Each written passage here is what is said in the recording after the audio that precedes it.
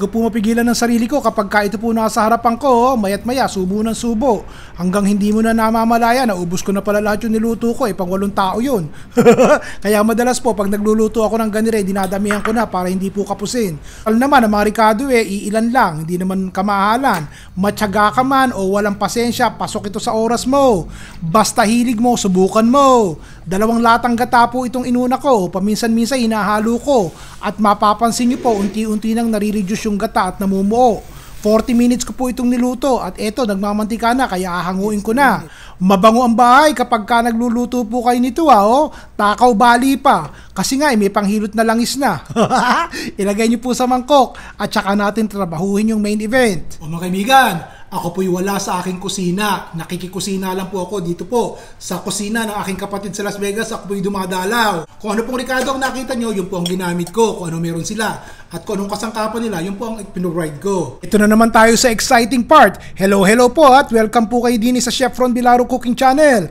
Basta okay po laboratory nyo bago kayo sumabak din sa kakaning gagawin natin. Malagkit po o glutinous rice flour ang uunahin natin. 1.5 tasa po ng glutinous rice flour ang unang salain natin. Naghahalo po ako ng 1/2 tasang rice flour o pulbos na bigas kasi po masyadong malagkit kapag purong glutinous rice flour lang. Lagyan din po natin ng katitik na asin. Bago po natin isama ang ating asukal, diskarte nyo na po ang tamis. Binawasan ko na po ang asukal, dapat sana 2 tasa pero 1.5 na lang po ang aking isinama. 2 lata po ng gata ang ihahalo natin dito Alam nyo, minsan na po ako nag-experiment na 1 latang gata at 1 latang gatas evaporada po ang inilaho ko. Pareho din naman po ang lasa. Kaya kung kulang ang gata nyo, ebap yung kalahati na gamitin nyo, okay din po yun.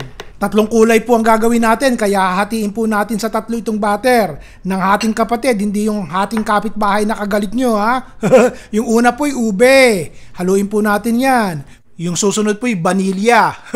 Vanilla po. Haluin po natin yan. At yung pangatlo, ito lang po ang nakita ko sa kusina ng aking kapatid. Pandan po. So, berde. Haluin din po. Ito lang po ang meron ng kapatid ko, isang malukong. Pahiran po natin ng latik yung ilalim. Pagkatapos po, i-brush natin ng paligid para hindi po dumikit yung ating malagkit. O, ilagay na po natin yung ating vanilla. Una po muna yan. 7 minuto, takpan nyo po. Pag matagis na, buksan po natin. Ilagay na po natin ang ube. Ganun din po. Iluto po natin. Pasingawan. Pagkatapos po, ilagay na po natin ang ating pandan. Ganun din po. Lutuin, pasingawan. 7 minuto. O yan. Palamigin nyo po muna sandali. Kapag malamig-lamig na, ilagyan po din natin ng latik yung ibabaw. O tignan nyo po, kapag malamig na, pwede nyo pong tungkabin yung paligid at yung ilalim. Yung po ang dahilan, kinakailangan talaga maraming langis o latik yung ilalim at paligid para madaling tungkabin. Ito po ang inilambing ng aking kapatid, so pinagbigyan natin. O, nagustuhan nyo po ba? O sa susunod po uli, basta mag-comment po kayo din sa baba, babasahin ko. Sabihin nyo kung anong Ricardo ang gusto nyong isama ko sa susunod nating ulam na gagawin. At yun po ang aking lulutuin. Ayos? O bukas po uli. Ron Bilaro!